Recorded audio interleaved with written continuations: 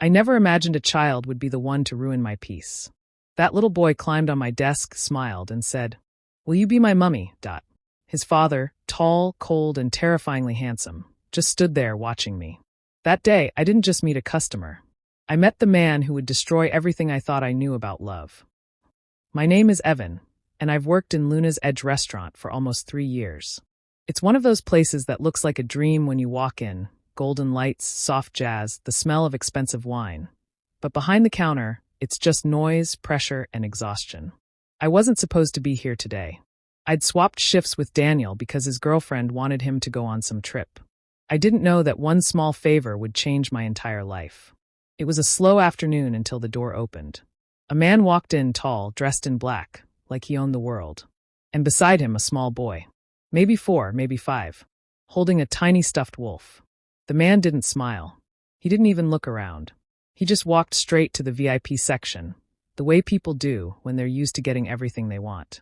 I remember the air shifting when he entered. Even the manager stood straighter. That's how I first met Adrian Cross. I didn't know his name yet, but I could feel something about him. That strange silence powerful men carry. I walked over with a polite smile. "Good afternoon, sir. Would you like to see our—" Before I could finish, the little boy climbed onto the desk, balancing his tiny hands on the menu. He looked at me with wide, curious eyes and said, "Will you be my mummy?" The restaurant went dead quiet. Even the sound of the spoon hitting a cup stopped. I froze. His father looked at me, those gray eyes sharp as glass. Then, slowly, a smirk curved on his lips. "He has a habit of saying strange things," Adrian said, his voice deep and calm. "Ignore him." But I couldn't ignore the boy's smile. It was innocent. Pure. Like he saw something I couldn't yet understand. I brought their food, trying not to shake. Every time I passed the table, the boy waved at me. And every time, Adrian's eyes followed. There was something unsettling about his gaze. Not rude, not flirtatious, just too direct. Like he was reading my thoughts. When they were done, I brought the bill. He didn't even look at the total. He handed me a black card. "Keep the change," he said. His tone left no room for politeness. It wasn't just generous, it was too much. A tip big enough to pay my rent for 2 months. I tried to refuse, but he only said, "Consider it for taking care of my son's curiosity." And then he left. I thought that was the end of it. I was wrong. 3 days later, he came back. Same time. Same table. Same cold eyes. And again, the little boy ran to me and hugged my leg. "Mummy," he said with a laugh. My heart softened despite the awkwardness. Kids don't lie, not about what they feel.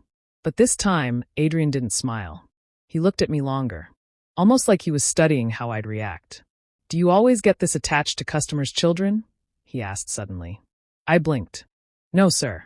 I think he just likes me." He leaned slightly forward, elbows on the table. Children see things adults don't.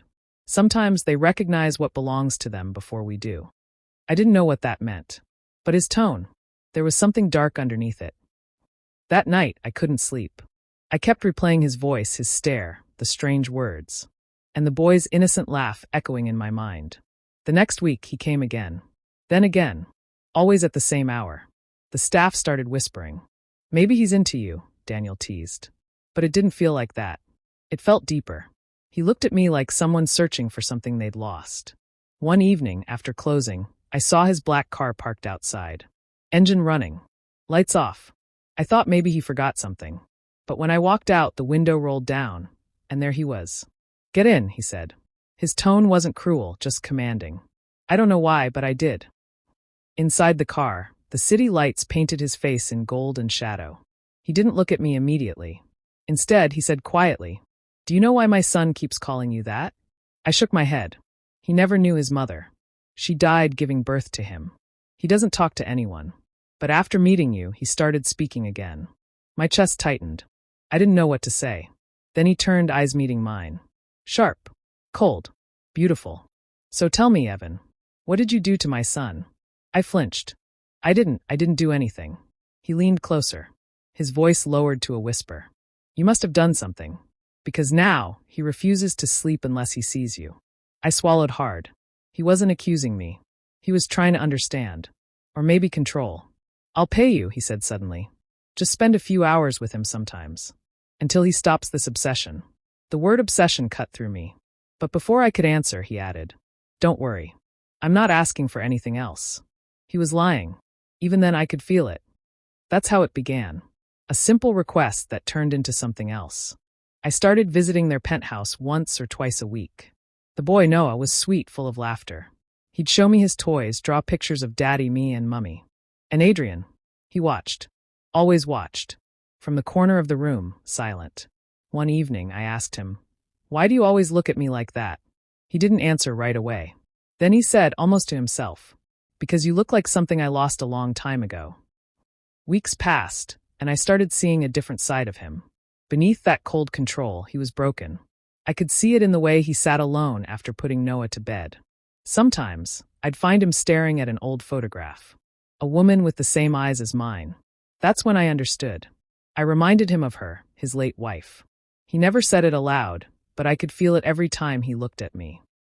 One night, it rained heavily. The city lights blurred outside his windows. Noah was asleep. Adrian and I were in the living room, silent, listening to the rain. "Do you believe people can come back?" he asked suddenly. "Come back," I repeated. He nodded slowly. Maybe not as themselves, but through someone else. His eyes found mine, and the air felt heavy. "I don't believe in ghosts," I said quietly. "Then what are you?" he asked. I didn't know how to answer.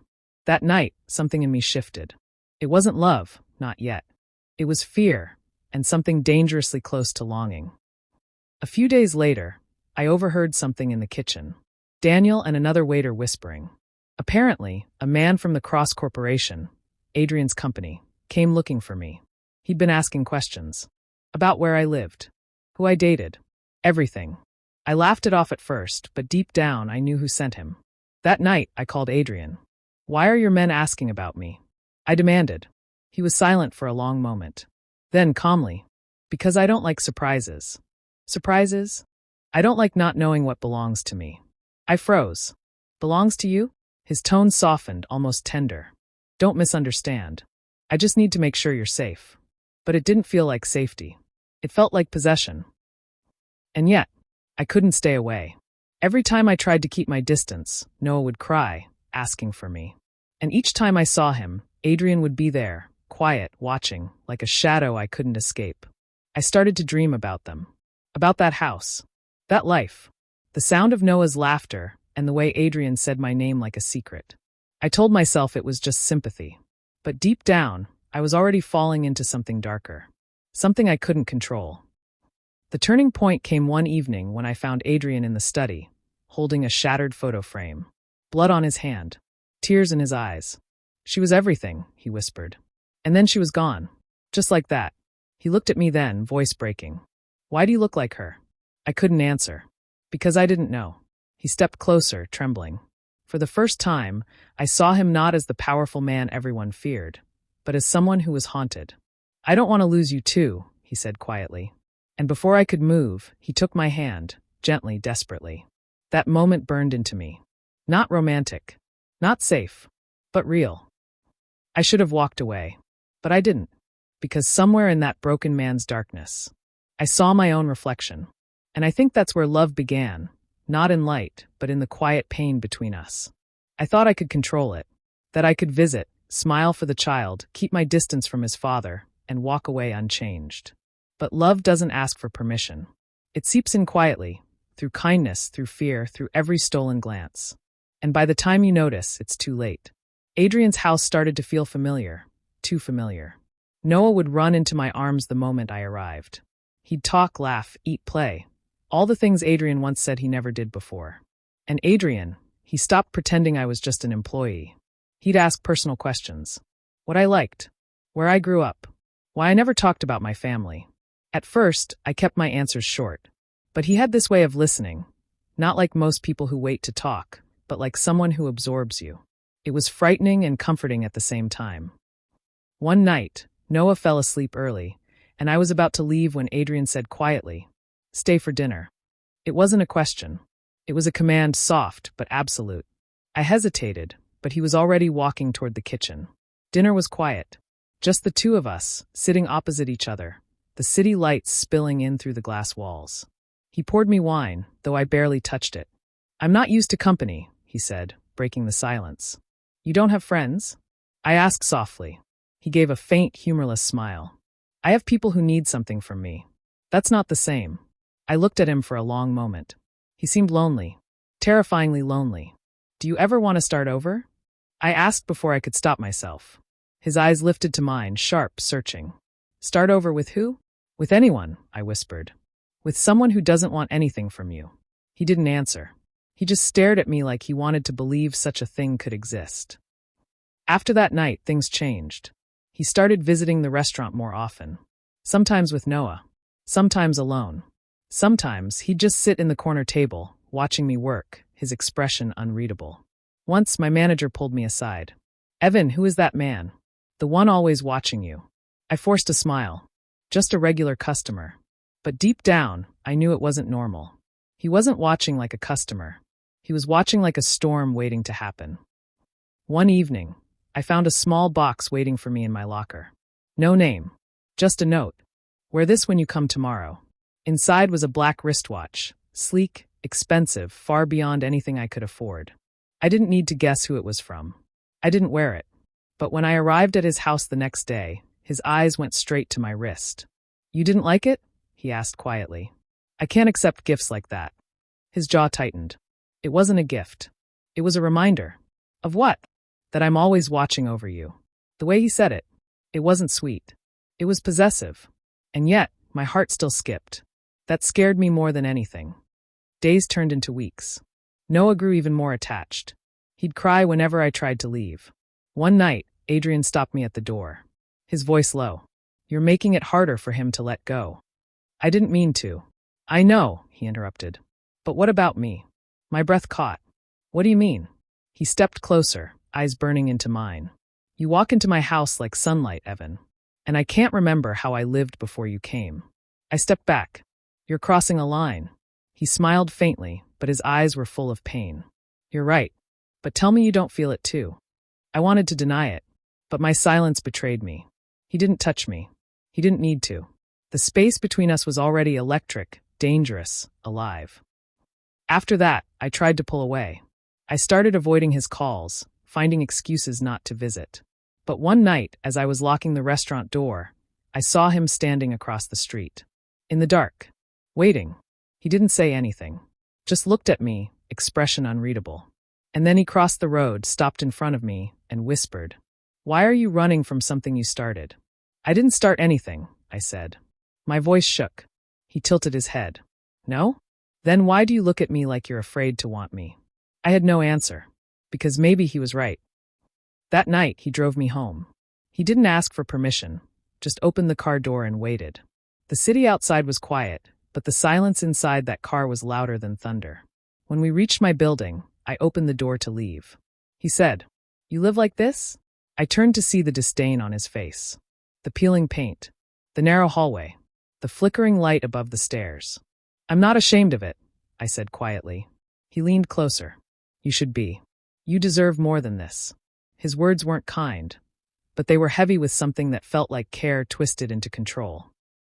2 days later, I got a call from my landlord.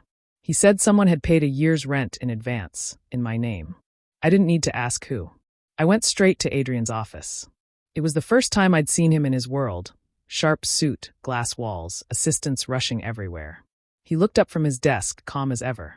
I told you not to get involved in my personal life, I said. He folded his hands. I didn't. I got involved in your comfort. That's not your decision. He stood, walked around the desk, and stopped in front of me. Close. Too close. Everything that touches you becomes my decision, Evan. Because you don't see it yet, but you belong here. Belong? I whispered. To who? He didn't answer. Just smiled faintly, almost sadly. You already know. After that day, I stopped seeing him. For almost a week, no calls. No visits. I tried to convince myself it was over. That he'd finally moved on. But on the 7th night, I woke up to knocking on my door. It was raining. When I opened it, Noah stood there, drenched, crying, with Adrian right behind him. I didn't know where else to go, Adrian said, voice trembling. What happened? He didn't answer. Just stepped inside, carrying Noah. I could see the exhaustion in his face, the fear hiding behind his usual control. Later, when Noah was asleep on my couch, Adrian sat on the floor beside him. For a long time, neither of us spoke. Finally, he said, "They tried to take him from me. My late wife's family. They think I'm unfit to raise him." I looked at him, startled. "Why?" He laughed bitterly. "Because they think I've lost my mind. That I'm obsessed. Maybe they're right." He looked up, eyes meeting mine. There were tears there, real ones. "But I can't lose him. He's all I have left." My heart broke a little then. Not for the alpha everyone feared, but for the father sitting helpless on my floor. I sat beside him. For a long time, we just listened to the rain. Then he whispered, "When I see you with him, I feel peace. The kind I thought I'd never feel again." His hand brushed mine. It was trembling. I should have pulled away. I didn't. After that night, everything blurred. He started visiting again, not as a customer, not as a boss, but as something in between. Sometimes he'd send Noah with small gifts, drawings, letters, flowers pressed between paper. Sometimes he'd call just to hear my voice. And slowly, my fear turned into something else. Something dangerous. Because I started missing him too. One evening, as we watched Noah draw, Adrian said, "Do you believe in fate?" I smiled faintly. "You sound like someone who doesn't believe in accidents." He leaned closer, eyes soft for once. "I stopped believing in accidents the day my son called you his mother." I felt my chest tighten. It was sweet and terrifying. "Adrian," I said carefully, "you're crossing a line again." He looked down, then whispered, "Maybe that line was never meant to exist." Before I could reply, Noah looked up and said sleepily, "Daddy, can Mummy live with us?" Adrian's eyes didn't move from mine. He didn't smile, didn't speak, just waited for an answer I couldn't give. That night, I went home shaking. My chest ached, my thoughts spinning. I told myself it was wrong, that this was dangerous, that he was dangerous. But even as I said it, I wanted to believe in the broken man who only wanted his son to be happy. The man who saw me not as a stranger, but as a second chance. Maybe that was my mistake, thinking I could save someone drowning without sinking too. A few days later, everything fell apart. I arrived at the restaurant and saw the manager pale, whispering to someone. When he saw me, he pulled me aside. "Evan," he said, voice low. "Someone called from Cross Corporation. They said you're under investigation." My stomach dropped. "For what?" He looked scared. "I don't know. But they said if you're smart, you'll stay away from Adrian Cross." That night, I went to his penthouse again. He was there, waiting, calm, collected, pretending nothing was wrong. "What did you do?" I asked. He didn't answer. "Did you send people to threaten my job?" Still silence. "Why, Adrian? Why are you doing this?" Finally, he looked up. "Because you were going to leave." I froze. He stood slowly, voice low and trembling. "You don't understand, Evan. Every time you walk away, it feels like I'm losing her all over again." His words broke something in me. Because I saw it, the grief, the madness, the love twisted by loss. "I'm not her," I whispered. He closed his eyes. "I know, but when you're here, it almost feels like she came back." Tears filled my eyes. "You can't hold on to me like this." He stepped closer, voice shaking. "Then tell me how to let you go." I couldn't, because deep down I didn't want him to. That was the night everything changed again. Because in his eyes, beneath all that darkness, I saw something real. Not just obsession, not just grief, but love, raw, imperfect, human. And I realized I wasn't afraid of him anymore. I was afraid of what I felt for him. I didn't see Adrian for 3 days. 3 days of silence that felt like months. I tried to convince myself it was for the best, that distance would save me. But every time my phone buzzed, my heart hoped it was him. It never was. Noah didn't come either. No laughter. No little hands pulling at my apron at the restaurant. Just emptiness where they used to be. By the 4th day, I couldn't take it anymore. I went to his building. Security stopped me at the entrance. When I told them my name, they looked nervous. "Mr. Cross is busy," one of them said. "Busy or avoiding me?" They didn't answer. But I knew. Something was wrong. That night, I waited outside his building in the rain. It was cold, and I almost gave up, but then his black car pulled up. He stepped out, sharp suit, unreadable face, a man made of walls. He stopped when he saw me. Rain dripping down his hair. "What are you doing here, Evan?" I swallowed hard. "You shut me out." He sighed, looking away. "You shouldn't be here." "Why?" "Because I'm trying to fix what I broke before you came into my life." His voice was calm, but his hands were trembling. "I don't care about your mistakes," I said. I just want the truth. He looked at me then, eyes soft, pained, exhausted. The truth? The truth is that you make me feel alive and guilty at the same time. Guilty for what? For loving you when I'm not supposed to. The words hit me like a wave. I wanted to say something, but before I could, the door behind him opened. A woman stepped out. Tall, elegant, familiar. Adrian froze. My heart stopped. Evan, he said quietly. This is my late wife's sister. She came to take Noah. Her name was Clara. Her face carried the same sharp beauty as Adrian's late wife. But her eyes were cold, filled with quiet accusation. So you're the one, she said. The waiter who plays house with my nephew. I flinched. It's not like that. Save it, she snapped. I've seen the reports. The photos. He's losing control because of you. I turned to Adrian, shocked. Photos? Reports? He looked down, silent. He didn't deny it. So she knew. She knew about the surveillance. About the way he followed me. About everything I tried to ignore. You're destroying him, she said coldly. Just like she did. Those words cut through the rain. Adrian's voice cracked. That's enough, Clara. No, Adrian. This has to end. Noah needs stability, not this twisted replacement of your dead wife. I couldn't move. Couldn't speak. Because for a moment, I saw it, the reflection of truth I didn't want to see. I was a replacement. A living ghost of someone I never knew. I left before he could stop me. Ran through the rain until my lungs burned. That night, I stayed awake, shaking. Every word replaying in my head. Replacement. Obsession. Ghost. The next morning, I packed a small bag. I didn't plan to return to the restaurant. Didn't plan to answer his calls. I just needed to disappear. But when I opened my door, he was standing there. He looked terrible. Dark circles under his eyes. Clothes wrinkled. Hair damp like he hadn't slept. Evan, he said softly. Please don't run from me. Why shouldn't I? My voice broke. You lied to me. You watched me. You used me to fill someone else's shadow. His expression crumbled. I never meant to. I saw her in you. At first, that's all I saw. But then it changed. Changed into what? He took a step closer. Into you. Just you. I wanted to believe him. God, I wanted to. But pain still pulsed through every word he spoke. I can't do this, Adrian, I whispered. Not when everything about us hurts. He reached out, his hand trembling. Then tell me how to stop. Tell me how to erase you from every thought I have. Tears filled my eyes. You can't. He smiled faintly, broken, fragile. Exactly. So don't leave. I didn't answer. But he stayed there in silence until the sun came up. By morning, I let him in. He sat on my couch, quiet, staring at nothing. For the first time, I saw him not as a man in control, but as someone utterly lost. He said softly, You were right. I crossed every line. I didn't know how to love without owning. I'm sorry. His voice cracked on the last word. I wanted to hate him. I wanted to scream. But all I felt was this heavy sadness, because I knew his love was the only way he knew how to survive grief. A few days later, I got a call. It was Clara. She said Noah had been taken by social services temporarily, until the custody battle was resolved.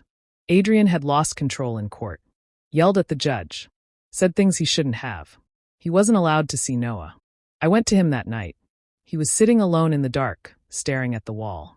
I lost him, he whispered. They said I'm not stable. I knelt beside him. We'll fix this. You just need help. He laughed bitterly. Help. The only help I want is you. I grabbed his hands. Then let me be that help. Not your obsession. Your anchor. He looked at me for a long moment. Then something in his eyes softened. You really think I can still be saved? Yes, I said. But you have to want it. He nodded slowly. And for the first time, he looked small. Human. Real. Weeks passed. Adrian started therapy. He stepped back from work. He apologized to the restaurant staff, even my manager. He fought for custody the right way, with patience instead of power. And I stayed. Not as his lover. Not as his savior. But as someone who believed he could change. Noah came home 2 months later. He ran into my arms the moment he saw me. Mummy, he cried. Adrian stood behind him, tears in his eyes. But this time, his gaze wasn't possessive. It was grateful. One evening, as the sun set over the city, Adrian and I stood on the balcony. Noah was asleep inside, the air soft and calm.